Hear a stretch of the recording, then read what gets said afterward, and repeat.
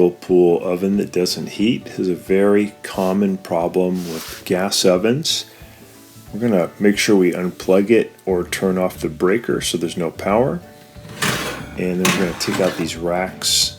We're going to get to the igniter and replace it. So it's pretty easy to do. We've got to remove this lower panel. So there's two standard head screws. You can use a standard head screwdriver just to loosen them, and you can spin them out by hand. There's one in the back right hand corner and one in the back left hand corner. And once you get the screws out, you can lift up the back of that panel to about 45 degrees, and then you can pull it out of the front lip where it's tucked in. And you'll see here in the video, but you just have to lift it up, pull it toward the back. Here we go, so we're lifting it up to 45 degrees. We're going to pull it out of the front lip, and then we can remove the panel. Just pull it out toward the front of the oven. This is pretty common for a lot of different gas ovens, have this arrangement.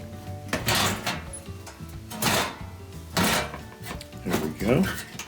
And then there's a heat deflector that kind of spreads the heat. This thing, it's a bit corroded, but we have to remove this one screw. I'm sorry, this one nut that's on a bolt to get the heat deflector off. You might need to use a little oil. This one came off with just using the pliers. You can just lift it right off. And then the igniter is underneath, so it's pretty easy to get to. This igniter is held in by two Phillips head screws, and I'm going to put a little oil behind on these threads just to make it easier to get off, because these oven igniter screws tend to break unless you lubricate them. They get kind of corroded. So I'm using a Phillips head screwdriver to spin those off. And then all we need to do is just splice in the new igniter, and there's a generic one. I'll show you the part number here in a second. But it works for many different models. It can work for Whirlpool and Bosch and Maytag. And most all gas ovens have this same igniter, except for the GE uses a round one. So here's the old one. We cut it out right near the igniter so the wires are left. I'm taking the little heat protectors off so I can get to the part of the wire to put on the connection. So here's the model number for this Electrolux Frigidaire igniter. You can get these online, pretty cheap. And then here's the igniter that comes with it. It also comes with two ceramic wire nuts, which are kind of cool because they can get really hot, they won't melt. So I've got the new one spliced in with the wire nuts. I'm just going to get the igniter back into position, put the screws back in, and kind of tuck away the extra wire. I'll tighten up those two Phillips head screws.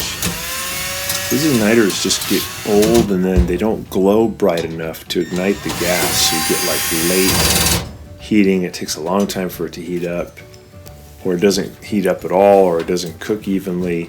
These are all symptoms of an igniter that's getting old. Depending on how much you bake, you probably get between 7 to 10 years of use out of these igniters before you have to replace them. But they're pretty cheap and pretty easy to replace. We're just tucking those wires out of the way, and we'll give it a little bit of a test here.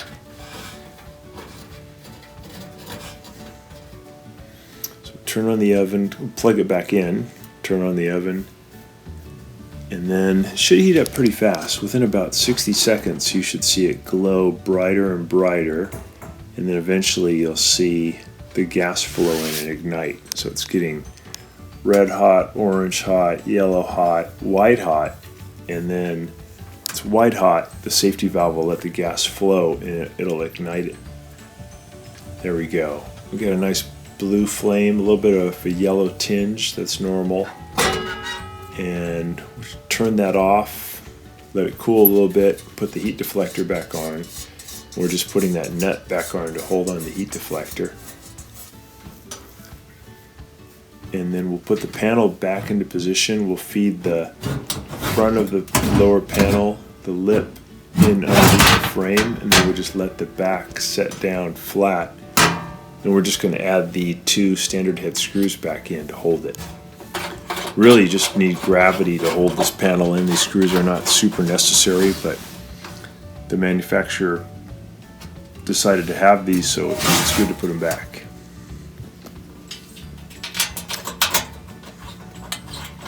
You just spin them in by hand, and then you give it a little bit of a turn with the standard head screwdriver.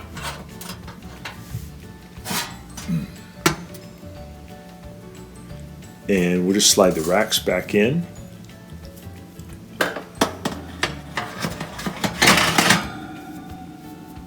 This particular oven's really easy to work with. This Whirlpool, kind of a basic model. Turn the oven back on to test it.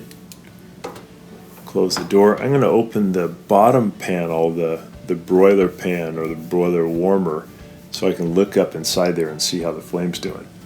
So I'll have that open, and there's a nice flame, nice blue flame. You can see how it spreads out over the heat deflector. Looks great. So we have an oven that's going to work good for another 7 to 10 years. So thanks.